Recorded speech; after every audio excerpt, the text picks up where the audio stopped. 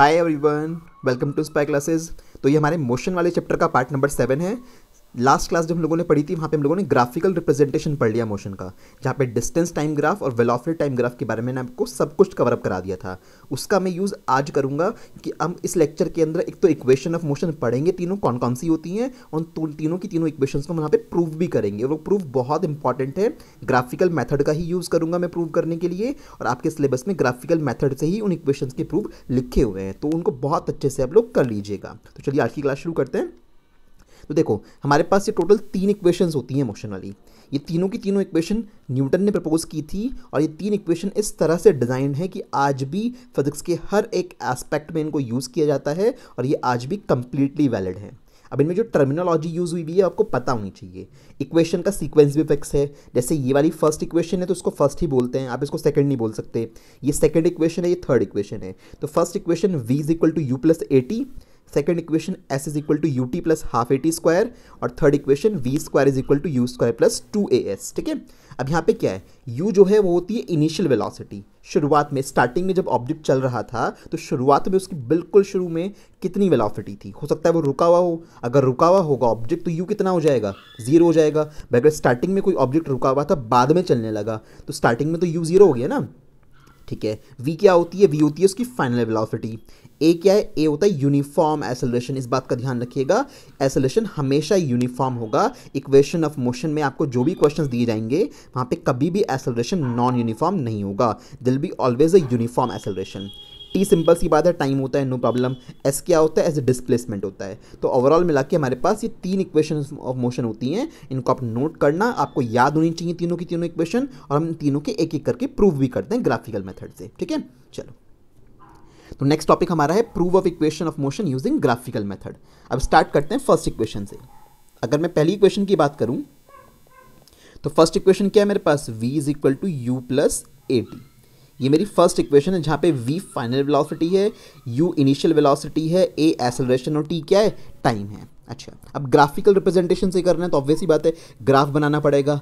अब इसमें एक अच्छी बात यह है कि तीनों की तीनों इक्वेशन प्रूव करने में जो ग्राफ बनेगा वो सेम टू सेम बनेगा सब में, है ना। यानी कि कौन सा ग्राफ बनाएंगे हम लोग, वेलोसिटी टाइम ग्राफ से अपना काम निकाल लेंगे। तो हम लोग ऑलवेज यहाँ पे वेलोसिटी टाइम ग्राफ ड्रॉ करेंगे। तो यहाँ पे वेलोसिटी आ जाएगी और यहाँ पे क्या आ जाएगा, टाइम आ जाएगा। ठीक है। अच्छा, अब किस तरह से इस ग्राफ को ड्रॉ करूँगा, तो मैंने यहाँ पे इस तरह से इस ग्राफ को स्टार्ट किया, यू बनाया है, जिससे कि मुझे ये पता लगे कि ग्राफ 0 से स्टार्ट नहीं हुआ है। दैट मीन्स कुछ ना कुछ इनिशियल वेलोसिटी उसकी थी, तो ये इनिशियल वेलोसिटी हो गई। बाद में मान लेते हैं कि जर्नी हमारी यहाँ पे ख़त्म हो गई होगी इस पॉइंट पे, कितने टाइम के बाद, टाइम स्लॉट भी मानना पड़ेगा हम लोगों को। तो यहाँ पे टाइम स्लॉट स्पेंड हो गया टी टाइम के बाद जब इस पॉइंट पे पहुँचेंगे तो हमारे पास कितनी स्पीड हो गई, उस पॉइंट पे हमारी स्पीड v हो चुकी है, जो फाइनल वेलोसिटी कहलाती है। तो जब हमारे पास टाइम स्लॉट 0 था तो वेलोसिटी कितनी है u, और जब टाइम स्लॉट इंक्रीज होते होते t हो गया तो वेलोसिटी कितनी है यहाँ से पढ़ने पे, vi। तो इस तरह का फॉर्मेट हमेशा बनाओगे। ये आपकी ग्राफ की लाइन है जो ये शो करती है कि टाइम के साथ साथ वेलोसिटी में इंक्रीमेंट हुआ है। टाइम तो 0 से t तक इंक्रीज हुआ है, और वेलोसिटी u से कहाँ तक इंक्रीज हुई है, v तक इंक्रीज हुई है। ठीक है। तो ये हमारे पास ग्राफ बन गया। अब ग्राफ में क्या होता है, कॉमनली स्लोप निकालनी पड़ेगी। तो क्या करेंगे, स्लोप निकालने के लिए हम जनरली क्या करते हैं, जैसे यहाँ पे ये पैरामीटर मैं आपको शो करूँ, मैंने एक ऐसी लाइन शो कर दी, इसने कुछ यहाँ एंगल बनाया है, मैंने आपको सिखाई थी ये बात। इस एंगल को मैंने थीटा नाम बोल दिया। तो ये जो थीटा मेरा एंगल है इसको मैं कैसे कैलकुलेट करूँगा उस चीज़ को ज़रा समझ लेना। थोड़ी सी नेमिंग कर लेते हैं क्योंकि उसकी मुझे ज़रूरत पड़ेगी यहाँ पे। तो जैसे ओ लिखा हुआ है यहाँ पे, इसी तरह से ए यहाँ पे लिख लिया हम लोगों ने, इस पॉइंट पे हम लोगों ने 90 का एंगल बना हुआ है, बी लिख लिया, ये पॉइंट मेरा सी हो गया, ये पॉइंट मेरा डी हो गया। इस तरह से मैंने सारे पॉइंट मेंशन कर लिए।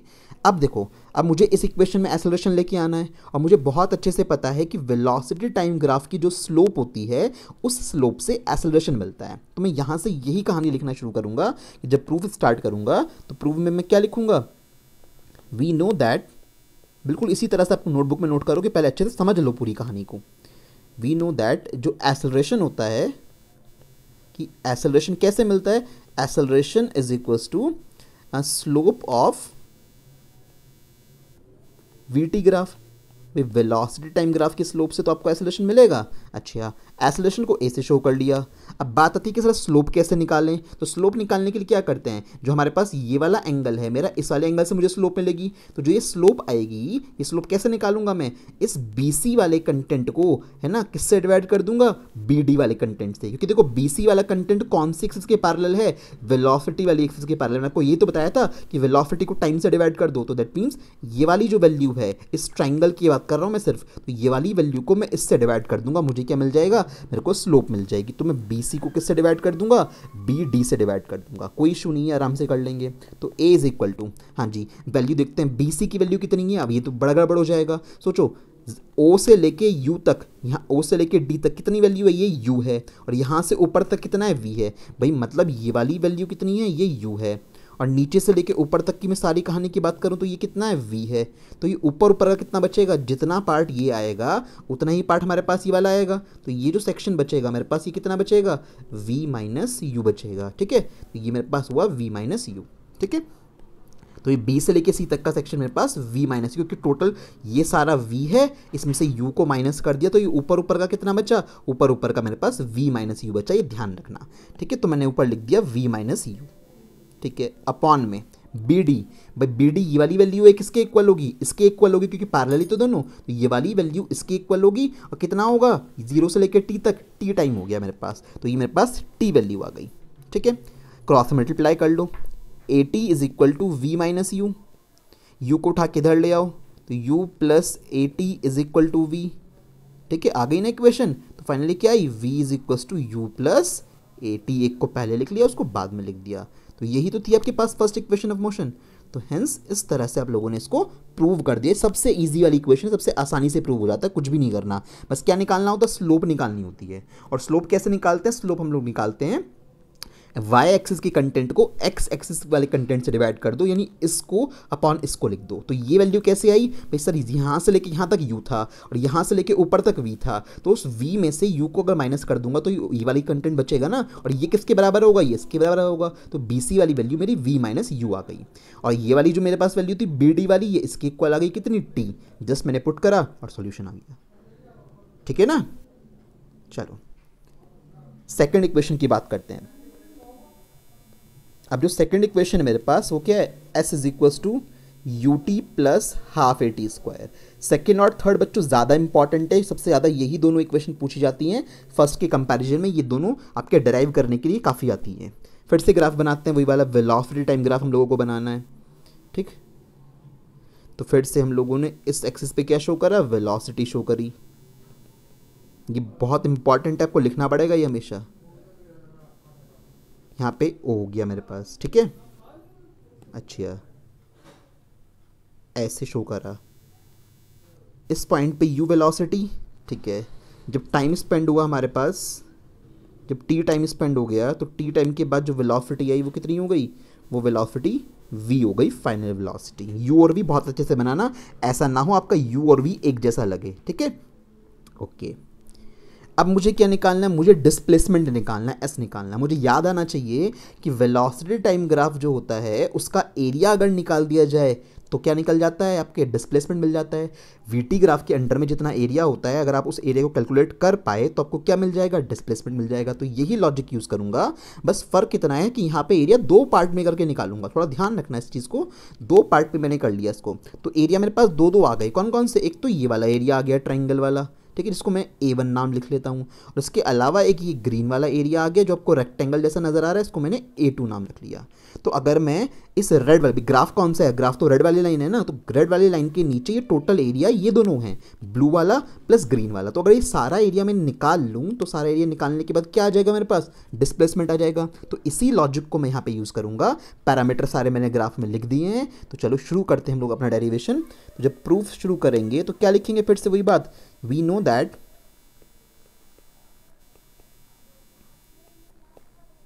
डिस्प्लेसमेंट, आपको पता है अच्छे से कि डिस्प्लेसमेंट कैसे निकाला जाता है, कि सर डिस्प्लेसमेंट अगर हम लोगों को कभी निकालना हो तो हम क्या करेंगे, एरिया अंडर VT ग्राफ निकाल लेंगे। तो एरिया अंडर वीटी ग्राफ अगर मैं निकाल लूँगा तो मेरा आराम से डिस्प्लेसमेंट आ जाएगा, मुझे कोई इशू नहीं है। तो एरिया अंडर वीटी ग्राफ में कैसे निकाल लूँगा, ज़रा उस बात पे गौर फरमाओ।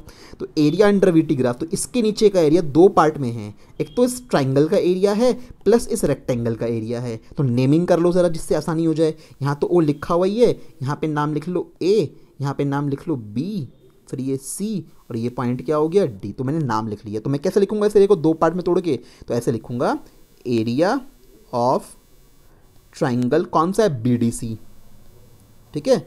एक तो ये एरिया आ जाएगा प्लस एरिया ऑफ रेक्टेंगल, तो भैया रेक्टेंगल कौन सा है मेरे पास, O A B D, O A B D, ये दो एरिया आ जाएंगे मेरे पास। डिस्प्लेसमेंट को मैंने क्या लिख लिया, एस लिख लिया। चलाते हैं आगे question. S is equal to area of B D C, इस ट्रायंगल का एरिया कैसे आएगा, half into base into height होता है एरिया, तो हाफ इंटू बेस, बेस तो हो गया बी डी और हाइट कितनी हो गई, बी सी हो गई, ठीक है। तो हमारे पास हाफ इंटू बेस, बेस हो गया बी डी और हाइट कितनी हो गई, बी सी हो गई, ठीक है, हमने रख दिया।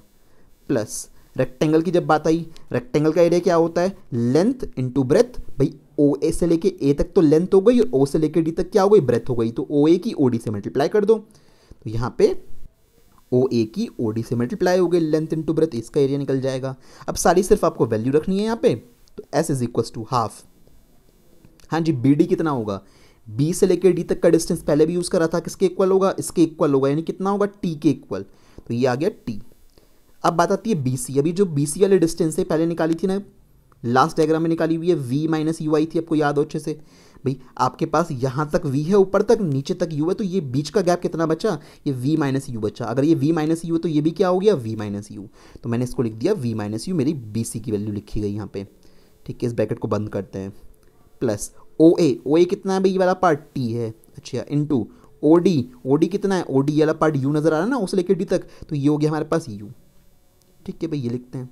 तो अब क्या करेंगे, हमारे पास s इज इक्वल टू, ये सारा पार्ट बन गया, तो s is equal to t into u को ut लिख दो, तो मैं इस वाली वैल्यू को पहले लिख लूंगा ut प्लस, फिर ये लिखते हैं जरा अगले पेज पे, तो हम लोग क्या लिखने वाले हैं कि s is equal to ut तो बन गया हमारे पास, तो ut plus half into T into v minus u, ये फॉर्मेट बना हुआ है, अभी पूरी बात आई नहीं है, ठीक है। इस तरह का फॉर्मेट हमारे पास अभी तक आया है। अच्छा, अब क्या करें कि सर s भी आ गया, ut भी आ गया, हाफ भी चाहिए, यहाँ पे 80 स्क्वायर चाहिए इस जगह पे, इसकी जगह पे देख लो, यहाँ पे क्या चाहिए हम लोगों को, 80 स्क्वायर चाहिए, तो 80 स्क्वायर तो नहीं है, तो यहाँ पे इसका मतलब ये फालतू आ रहा है, ये मुझे नहीं चाहिए था, मुझे यहाँ पे इसकी जगह a लेके आना है। तो मैं क्या करूँगा, अब मैं अपनी फर्स्ट इक्वेशन उठा लूँगा, यहाँ पे साइड में आप लोगों को अच्छे से पता है कि अभी अभी अपने प्रूव किया था ना पीछे कि v is equal to u plus A T होता है, फर्स्ट इक्वेशन प्रूव की है, उसी को उठा लो यहाँ पे, तो v माइनस यू लेके आए तो ए टी बचा। फिर क्या करा हम लोगों ने कि भैया यहाँ से v माइनस यू की जो वैल्यू है वो क्या रख दी, 80 रख दी, तो ये v माइनस यू मैंने फर्स्ट इक्वेशन से यूज़ कर लिया। तो मैं यहाँ पे वैल्यू पुट कर देता हूँ, यू टी प्लस हाफ, ठीक है, ये हमारे पास t हो गया, हाफ ये t एज इट इज़, इस वाली वैल्यू को गायब करके मैंने क्या लिख दिया, इस वाली वैल्यू की जगह मैंने 80 लिख दिया, ठीक है। अब देखो हमारी इक्वेशन बन गई, तो क्या बना, s is equal to u T plus half A T O T कितने हो गए, टी स्क्वायर हो गए, ठीक है। तो देखो बड़े आराम से हमारे पास फाइनली सेकंड इक्वेशन प्रूव हो गई है। तो सेकंड इक्वेशन प्रूव करने के लिए देखो ग्राफ वही यूज़ किया है, बस एरिया निकाला है, एरिया को भी दो पार्ट में तोड़ के निकाला है, इस तरह से डिवाइड कर दिया, अदरवाइज इसमें और कोई इशू नहीं है। बस इस तरह से ध्यान से देखो, एरिया को मैं चाहता तो एक पार्ट में भी निकाल लेता पूरा ट्रेपेजियम बना के, उससे भी ये इक्वेशन प्रूव हो जाती, बट उससे थोड़ा सा एक्स्ट्रा काम करना पड़ जाता। तो आप इससे कर लो तो कोई दिक्कत नहीं है, आपको पूरा ट्रेपेजियम लेना उससे कर लो, ओवरऑल निकालना एरिया ही है। तो इससे थोड़ा ध्यान रहता है कि हाँ हमारे पास कि हाफ लेके आना है इसमें, तो याद रहेगा कि हाँ ट्रायंगल के एरिया में हाफ आता है, तो थोड़ा सा याद रख लेना कि दो पार्ट में तोड़ के निकालोगे ट्रायंगल प्लस रेक्टेंगल में, ठीक है। तो दो इक्वेशन हमारी प्रूव हो गई हैं। अब चलते हैं थर्ड इक्वेशन की तरफ। तो अब थर्ड इक्वेशन क्या होती है, सबसे पहले तो ये पता होना चाहिए। थर्ड इक्वेशन होती है V square is equal to u square plus 2as, ठीक है। ये थर्ड इक्वेशन, इसमें टाइम नहीं आता। अब मुझे इसे प्रूव करना है, फिर से क्या बनाना पड़ेगा, वही वेलोसिटी टाइम ग्राफ बनाऊंगा भाई, सेम टू सेम स्टोरी भैया, फिर से अब बनाओगे वेलोसिटी टाइम ग्राफ, कोई चेंज नहीं है इस बात में। तो यहाँ पे वेलोसिटी और यहाँ पे टाइम, ये u हो गया वैल्यू, ये v हो गई वैल्यू, और यहाँ से टाइम कितना हो गया टोटल, t टाइम हो गया इस जगह पे, ठीक है जी। ग्राफ ये रहा मेरा रेड कलर की लाइन में, तो इसके अंडर में जो एरिया है वो सारा निकालूंगा तो डिस्प्लेसमेंट निकल जाता है, मुझे पता है वेलोसिटी टाइम ग्राफ में यही होता है। तो अब की बार में सारा का सारा एरिया एक ही बारी में निकाल लूँगा, ठीक है, इसको दो पार्ट में डिवाइड नहीं करूंगा, एक ही बारी में निकालूंगा। अच्छा अब मुझे ज़रा बताओ कि ये जो ये वाली वैल्यू आएगी अगर इस लेंथ की रिक्वायरमेंट पड़े तो ये कितनी आएगी, v के इक्वल आएगी। क्यों भाई, नीचे से o से लेके ऊपर तक यहाँ पे क्या है v, तो ये पूरी लेंथ अगर v है तो ये भी पूरी लेंथ क्या हो गई, v हो गई। ये वाली लेंथ कितनी हो जाएगी, u, ये तो नज़र ही आ रही है तुम्हें लिखी हुई। भाई ये वाली लेंथ की रिक्वायरमेंट पड़ी तो क्या हो जाएगी, u हो जाएगी, नज़र आ रही है। अच्छा जो ये इन दोनों पैरेलल लाइन के बीच में जो गैप है ये कितना है, 80 है। तो इसका मतलब ये पूरा एक ट्रेपेजियम बन रहा है। इसके नेम लिख लो सारे के सारे, ओ यहाँ लिखा हुआ है, यहाँ पे ए लिख लो, यहाँ पे बी लिख लो और यहाँ पे सी पॉइंट लिख लो।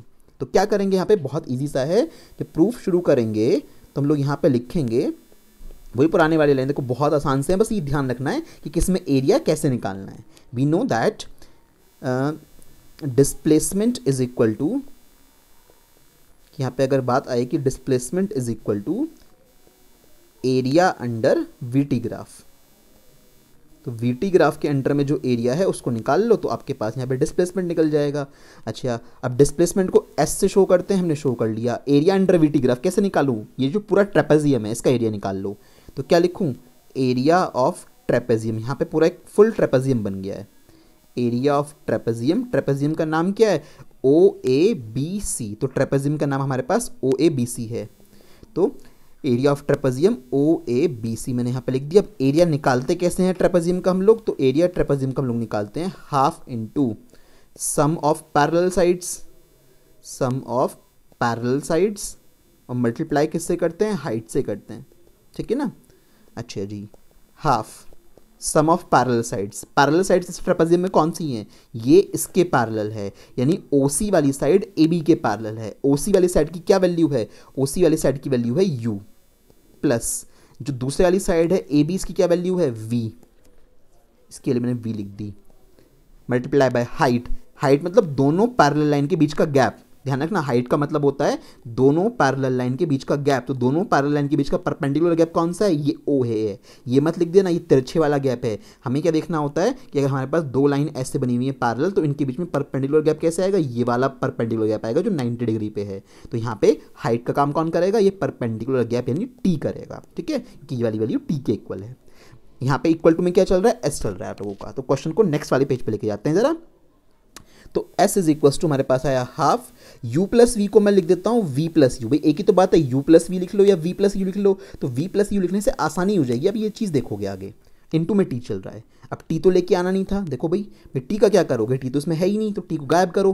कहाँ से गायब करें सर, वही फर्स्ट इक्वेशन से गायब करो। आपको अच्छे से पता है कि V is equal to u minus u plus AT होता है। यू प्लस AT हुआ तो V minus u is equal to क्या आ गया, AT आ गया। अभी भी काम पूरा नहीं हुआ, V माइनस यू अपॉन में A आ गया, इक्वल टू में क्या बचा, T बचा। तो T की ये वाली वैल्यू जो आई है इसको उठा के यहाँ पर रिप्लेस कर दो। तो S is equal to half V plus u, T की जगह पे क्या आएगा, T की जगह पे आएगा V minus you upon A, ठीक है। अब ये जो दोनों पैरामीटर हैं अपॉन में 2 और A, ये अपॉन में है तो ये यहाँ पे जाके मल्टीप्लाई हो जाएंगे। तो यहाँ पे ये मल्टीप्लाई हो गए तो 2AS हो गया, इक्वल टू में क्या बचा, V प्लस यू बचा, और क्या बचा साथ में, V माइनस यू। अब सोचो ज़रा फॉर्मूला एक और आपको पता है मैथमेटिक्स में कि A प्लस बी और A माइनस बी के अगर दो ब्रैकेट लिखे हुए होते हैं तो इज इक्वल टू में क्या होता है, A square minus B square होता है। कि A square minus B square A plus B A minus B होता है, तो मैंने इसको वापस बंद करके मैं ऐसा भी लिख सकता हूँ। तो मेरे पास यहाँ पे ऐसी सिचुएशन बनी हुई है कि V प्लस यू है और V माइनस यू है, मल्टीप्लिकेशन है दोनों ब्रैकेट की, तो उसकी जगह में यहाँ पे, तो ये जो V प्लस यू है और जो V माइनस यू है इसको मैं इस स्क्वायर वाले फॉर्मूले से बंद करके क्या लिख दूंगा, A square minus B square आ जाएगा। तो यहाँ से क्या आएगा, मतलब V square minus u square हो गया, इक्वल टू में तुम्हारा 2s ऑलरेडी चल ही रहा है। तो यहाँ से यू स्क्वायर को इस साइड ले आओ, तो u square plus 2as is equal to में क्या बना, V स्क्वायर बना। तो फाइनली क्या लिख सकते हो, V square is equal to u square plus 2as। आ गया ना इक्वेशन नंबर 3। तो इस तरीके से आप लोग फाइनली प्रूव कर पाओगे, इसमें कोई भी इशू नहीं है। तो ऐसे हम लोग जाके अपनी तीनों equation of motion graphical method से प्रूव कर सकते हैं। और ये बहुत इंपॉर्टेंट है आपके पर्टिकुलर सिलेबस के लिए कि एटलीस्ट आप लोगों को ग्राफिकल मेथड से इक्वेशन ऑफ मोशन प्रूव करनी आनी चाहिए, ठीक है। चलो अब एक एग्जांपल है इसके ऊपर, वो एग्जांपल सॉल्व करते हैं। इक्वेशन ऑफ मोशन तीनों की तीनों पढ़ ली, बेसिक आइडिया हम लोगों के पास हो गया, ठीक है। A train starting from rest attains a velocity of 72 kilometre per hour in 5 minute.